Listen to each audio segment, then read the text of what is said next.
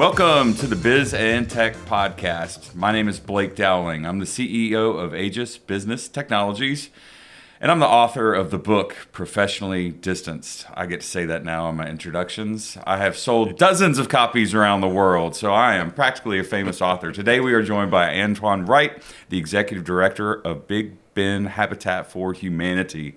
I've had the opportunity to be familiar with your organization most of my adult life, and I'd just like to commend you for the noble service that you all do in our community and welcome you to our show today. Well, thanks, Blake. We really appreciate it. We really appreciate your help and support over the years in helping us to keep all of our computers and all our other technology running the way it's supposed to. So. It's an honor and it's a privilege. We bumped into one another at the Chamber Conference at Amelia Island a few weeks ago, and things were just wrapping up. And I said, you want to come on the podcast? And here we are. Today we'll talk about your mission. We'll talk about our community here in Tallahassee, Florida. We'll talk about football, maybe a little bit, and we'll go from there. Again, thanks for coming on the show. Let's dive right in. Tell us about your background. Are you a Tallahassee native or from elsewhere? What's your background? So I'm actually from Detroit, Michigan. So I'm nice. I'm what they call a damn Yankee. And when I was 16, Tallahassee isn't but that far from the coast. Right. And I thought I watched a whole lifetime of Miami Vice. I thought I was coming to Miami, rudely awakened. Tallahassee's a little bit more like Dukes of Hazzard, but it's been a great city. Tallahassee's a great town. I thought I was going to leave immediately, but 25 years later, I'm here. So I'm a kid, grew up in Detroit, came down to FAMU to start architecture school. I always knew I wanted to build and develop real estate, just wasn't sure how. So that architecture degree molded into a finance degree, went to real estate degree and a couple master's degrees, and just started working in construction and real estate. So Tallahassee's been a great deal. Found my love of Habitat in freshman, sophomore year of college. Started building. They got this bug called habititis. I caught it, stuck with me, and always look to give back that way. So I get the honor and pleasure of doing the two things I love most, which are build and to help people. So it's a great deal.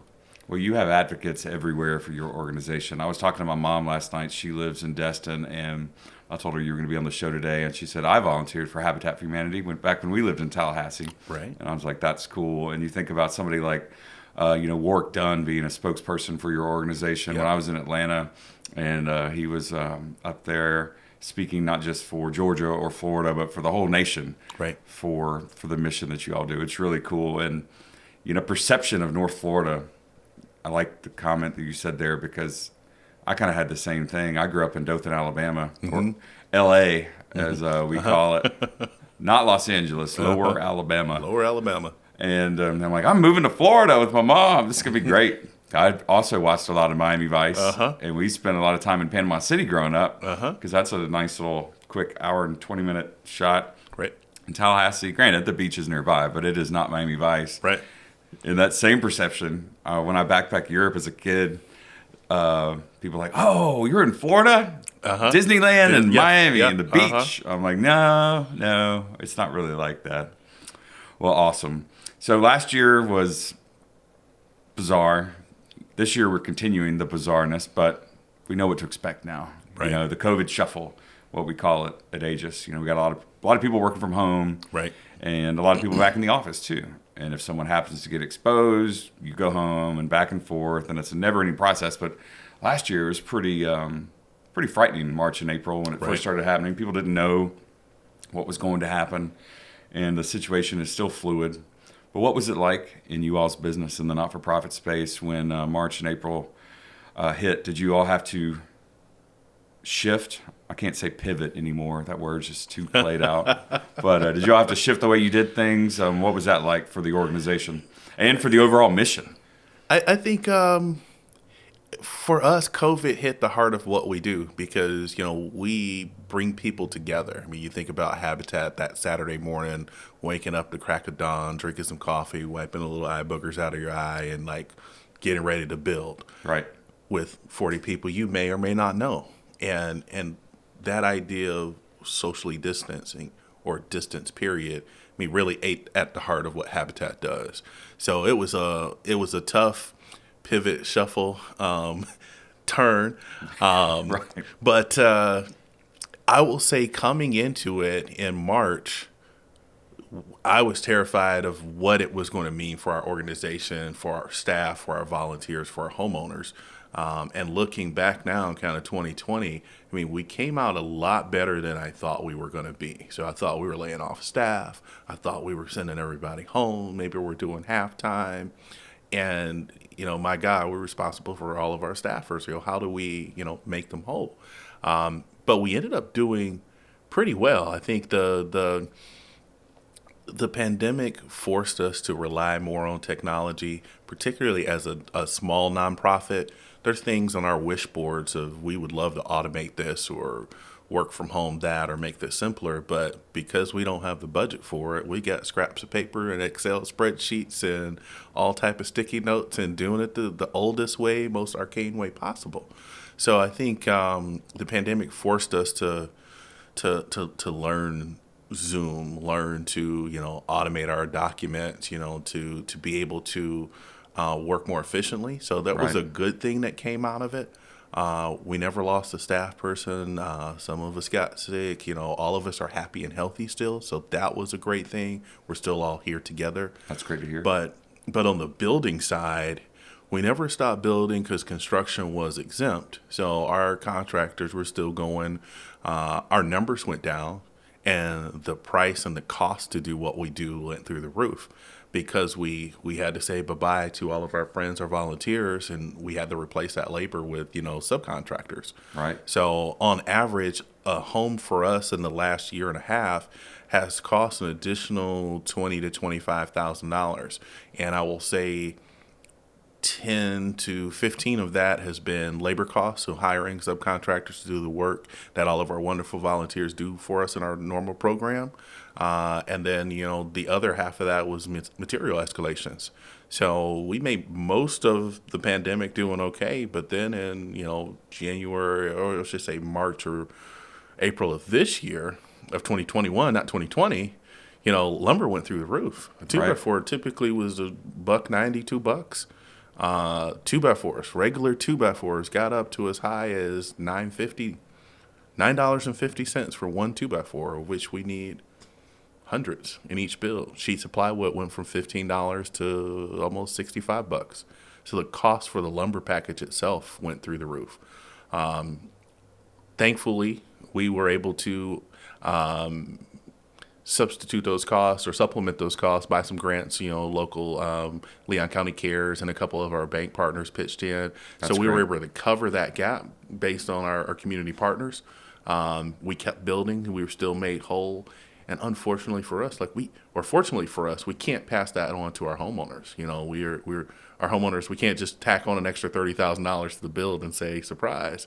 So the fact that the Right. community members stepped up to fill that gap was awesome because we were still able to build 5 homes during the pandemic, continue our normal operations. The whole time we're wearing masks, we're socially distanced, we're using all the hand sanitizer you ever wanted to think about, Sure. and trying our best to stay safe. So I think the pandemic taught us a lot about ourselves, that, even through the roughest parts, we can still make it through. So it's been rough, but I think we came out on the other side pretty good. So what's the status now? We're almost to October 2021. Are your volunteers back in place? So right now we have opened up to a limited number of volunteers. On a typical build, we'd have 13 build days during 13 weeks of building. Everything from framing to painting. Volunteers were with us during every part of it. At this point, we've limited our build days down to about 4. Okay. And so we've lessened the frequency, also lessened the intensity. So right now, we would have had 30, 40 people on a build site at any given time. We're capped right about 10 or 15 or so, including staff. And so we're trying to focus on those activities that are more socially distant. So the landscaping activities, the sidings, all of the stuff that's outside. And then we'll send a handful of people maybe in the house to do some painting. So we're open back up with Good. a little less volunteer opportunities. but still great ways to get plugged in and come on out and build. So, and we're looking forward to the day as these vaccination rates go up and we can get closer to our new normal. Being able to open fully back up and have everybody back out there, I think that'll be a great time to celebrate. I think for all of us, I think we're all Absolutely. looking forward to that day to get out of the cage. I remember when I did a build, it was just as you described. It was that early morning, that coffee. It was this time of year. It was a little chilly, and that stays with you. That impact that you have. What motivated you, beside obviously your passion for building? How did you make that move from just the building side to the leadership side and the not-for-profit space? What motivated or inspired you to make that jump? I think I'll have to say it's God. It's one of those things. Sometimes you find yourself like right where you're supposed to be. So when I originally graduated school, I was going to go start my own construction company, which I did. I went into private development and made lots of money, but time. So my kids were 5. Right. And I'm doing 80 hours a week doing all of these other things, and they're like playing video games. So something had to give in order to be like the dad that I wanted to be. And at that point in time, I think the housing market took a turn.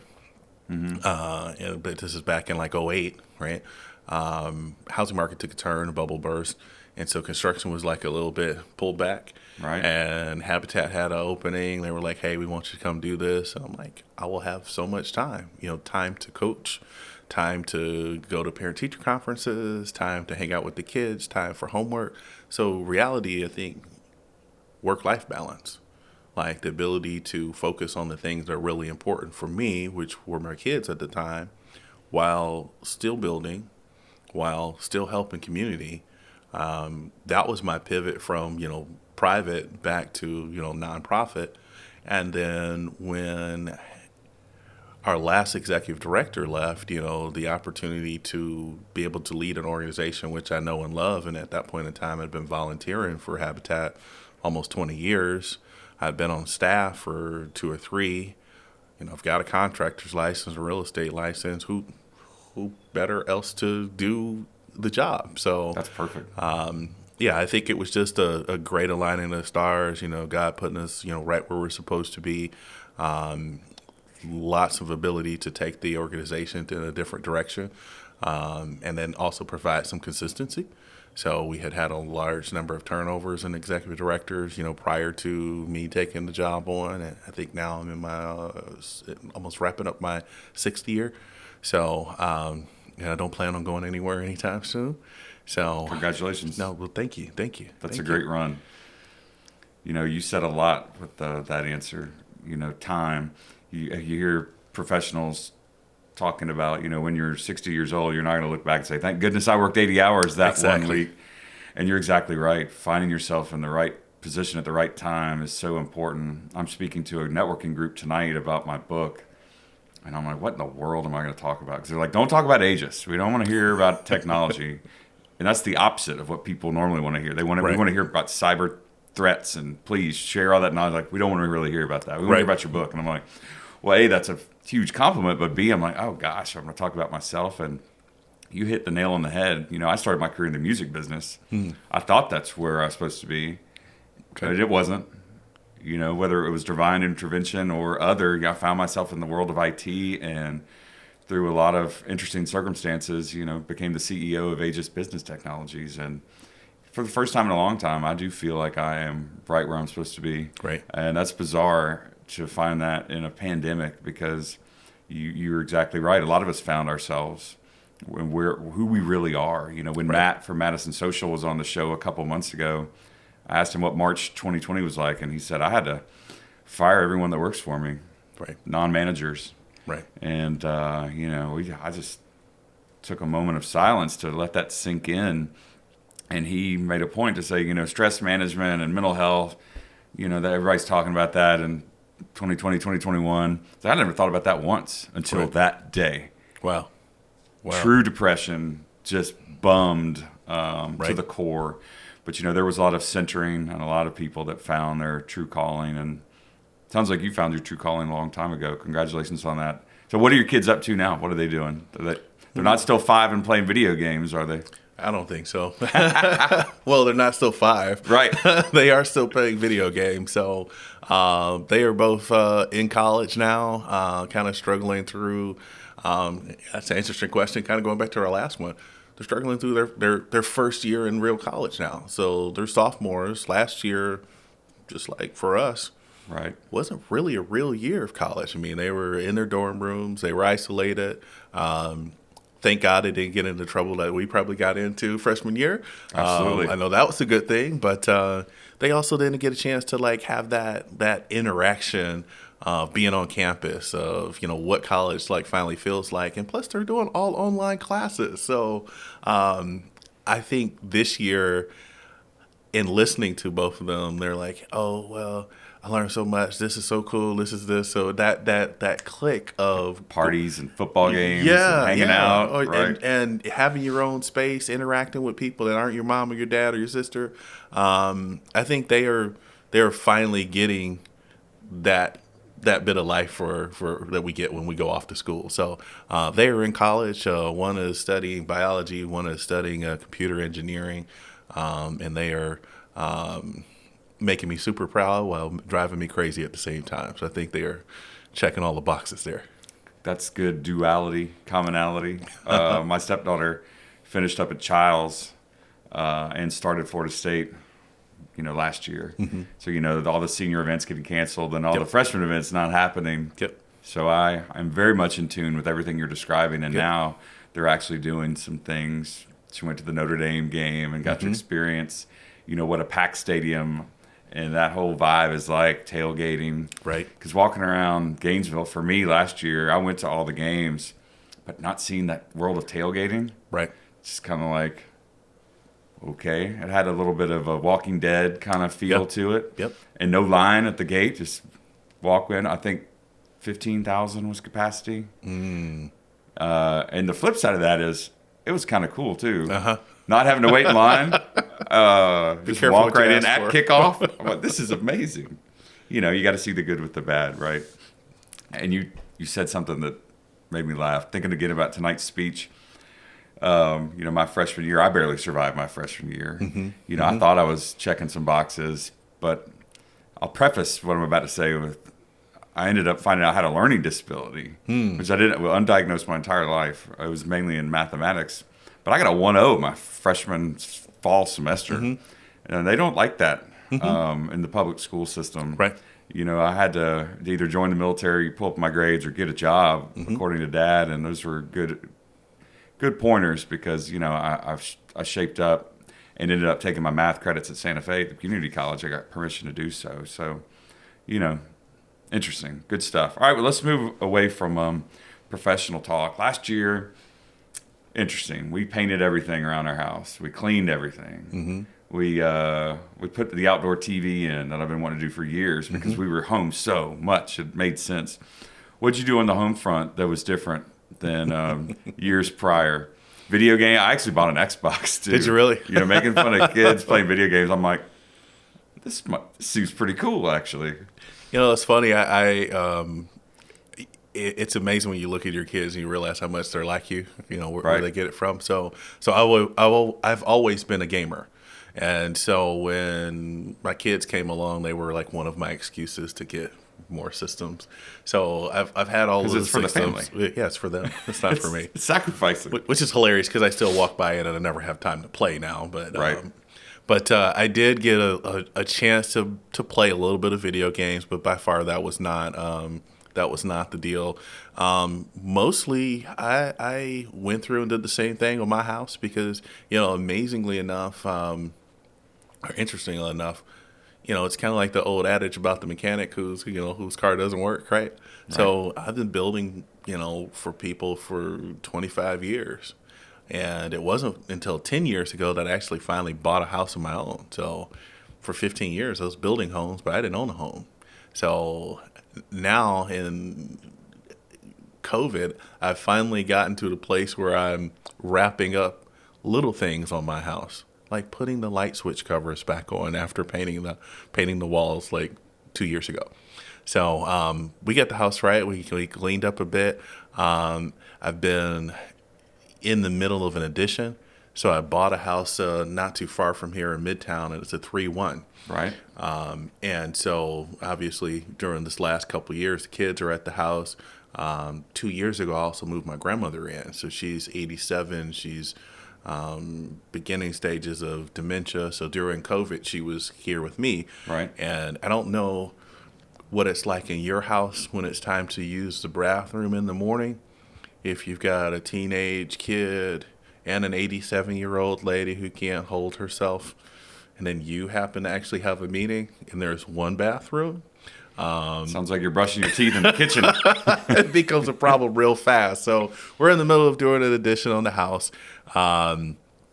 Did get, a lot of stuff, COVID was a time of reflection, the time to get those to-do list things like checked off the box. So, like you said, the outdoor TV, we got our whole patio set up, the yardscaping looks great.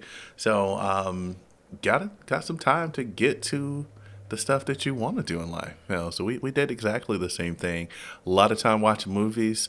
I hadn't been a really big TV person, but I love the confluence of COVID and this on-demand thing. So Sure. I didn't like TV too much because I was never in the same place on Thursday nights at 8 p.m. to find out what happens in the next episode. But now you can like download it or, binge watch it. I'm like, dude, whole seasons. That was 6 hours. I probably shouldn't do this anymore. So I watched a lot of TV, way more than I want to admit to. Play some video games with the kids, Right. A lot of eating, food's always big around our house, so we all like to cook. But good times. We saw the trailer for the new Sopranos show last night. It looks so good. And, Jeannie's like, did you ever watch Sopranos? I never really did. I'm like, it was one of those couple moments. I'm like, you never watched the Sopranos? Oh, wow. Because when she was, getting out of school, she got married and had kids. And when I was getting out of school, I went to work in the music business. Right. I was in a whole different gear. Right. And we had a dedicated Sunday night to cook Italian food, drink wine, and whoever from our office and our whatever bands were in town, it was a big deal. And you had to, like you're saying, you had to be there Sunday night at 8 o'clock on HBO. Right. And HBO was expensive back then too. That was a big deal in and of itself. But now to have the freedom to watch whatever you want, when you want. Ozark was probably my favorite show of the pandemic, as well as Schitt's Creek. That was really well done. It didn't seem like it was going to... Like, how did they make a show about this for 6 years, owning a little hotel in this little bitty town? Funny stuff, if you haven't seen it. I'm not familiar with that one, but Ozarks is a blast. So that's a good show. It is. Favorite restaurant in Tallahassee? You mentioned food at home. Now that people are out and about, where do you guys like to hang out? Is this recorded? Are they going to hear me say this out loud? We can edit it if need be. No, actually, I would have to say I've got two. Food Glorious Food and Cool Beans. Food Glorious Food because it is literally right next door, so I probably eat there way more often than I ever should. Both my belly and my budget say so. Absolutely. So, but I'm a big fan. That's a great spot. Food's absolutely divine. Staff is great. The desserts and the bar. So it's hard to turn that one down. But then also the mojo chicken from Cool Beans. I swear I'm going to try something different every time, but probably for the last 300 visits, I've ordered mojo chicken. Absolutely. It's funny how that works. Gordo's, we order to go a lot during football season, and I always say, I will definitely get something else. And I get the pancollo frito, whatever it's called, the fried chicken sandwich. You must get that. I mean, my brain just goes right to it every time. But the other, another one of my favorite restaurants in town that I don't visit at all as often, but I do think it is a feather in the cap of Tallahassee, is Eluso's downtown. So I think that the class and the style of the service there is I hate to say, but it's non-Tallahassee. It's like Right. one of that level of service that you can get in a Chicago or a Miami or somewhere else. So it's refreshing, to be able to go to a restaurant like that as well. So I love Eluso as well. Agree 100%. All right, a couple more questions for you today. So, sports, we're in the state of Florida. Football's king, NFL and college. You have a favorite sporting event memory, either from back home or here in the state of Florida? If so, what was your favorite sporting memory? It's a big question. Wow, that's loaded. And so I have to give a disclaimer. When I was a kid, like my grandmother was a gym teacher, and we played every sport there was, and all through high school. I never played in college, but I never really learned to be a fan of sports. I always wanted to play, so Right. it made it more impossible to cheer for others. So not a huge fan of sports, although I do enjoy going to games. But best memory. I don't know if I have one. I don't know if I have a best sports memory. Well, Mayor Daley last month went the other way. He's like, my kids' sporting events, like if they were watching, or his wife, it would seem like a prepared answer, but sorry, John. But it is a huge question. Well, what about this one then? Pivot, I said it again. Proudest moment in your life or career? Life or career takes a two different path. I mean, I would say life is, watching kids be born. So, I mean, that's a super easy one. And then it changes, watching them drive away the first time they're driving their car. And so, but definitely kids would have to be life. Career, there's several. There's a couple you made me think about.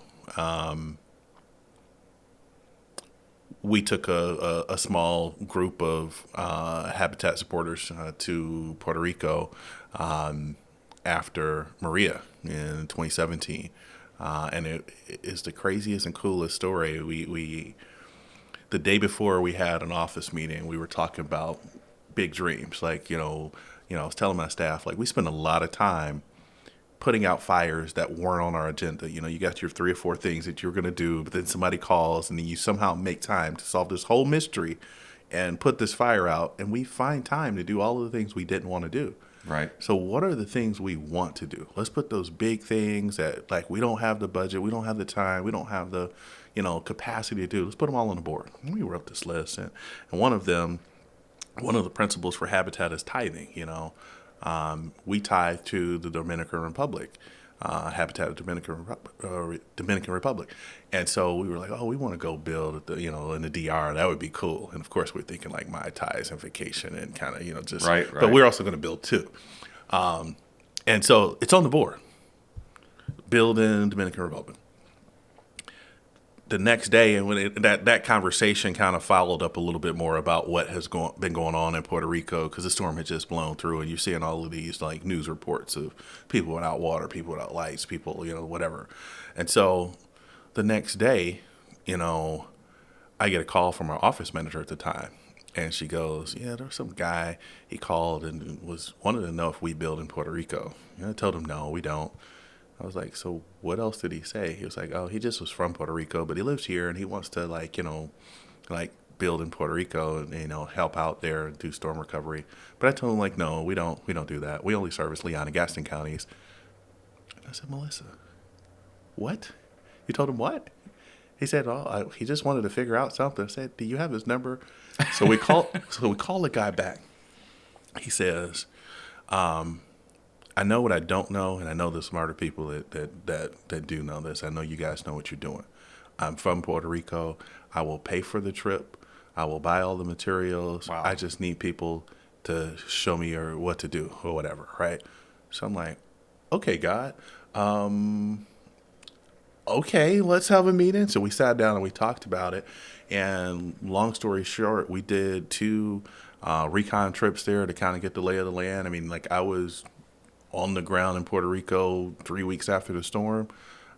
We went and visited his hometown, which is in the middle rural area of Puerto Rico, way up in the mountains.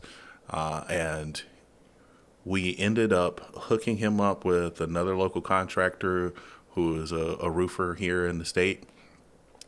We got some old machinery that like stamps metal roofing. So you think about metal roof, it comes in this corrugated panel, but it goes in like a roll of aluminum foil into a machine and it stamps it down into what you normally see. So we had Florida contractors donate to this nonprofit the machine and all of their old crusty coils that they weren't using.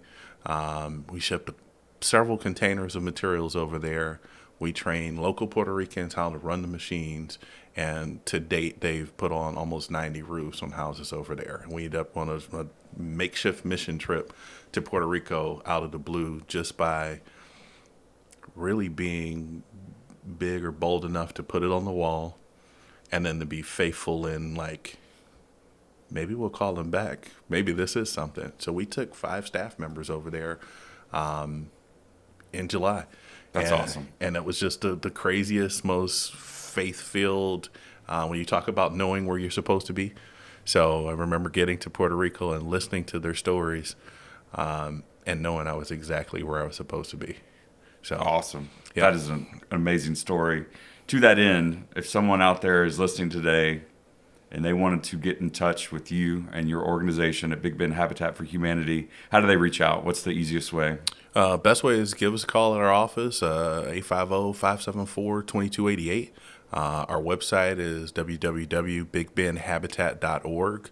We're on all of the social media at Habitat Big Bend, so Facebook and Instagram, and we're always looking for new supporters, new helps, new partners to collaborate with. Next year, we'll be celebrating our 40th anniversary. So, Congratulations. Looking forward to the party that may ensue. Well, thank you for allowing our business to be a tiny part of your world. The work that you all do is so important. You're providing a home, and home is where the heart is. Thank you for sharing those great stories today. Thank you all for listening to the Biz and Tech podcast. My name is Blake Dowling with Aegis Business Technologies. Make sure to get out to Midtown Reader and check out my book, Professionally Distanced, and check out Antoine and Big Bend Habitat for Humanity and all the good work that they do in our region. Thanks for listening. Thanks for watching. We'll see you next time. Adios.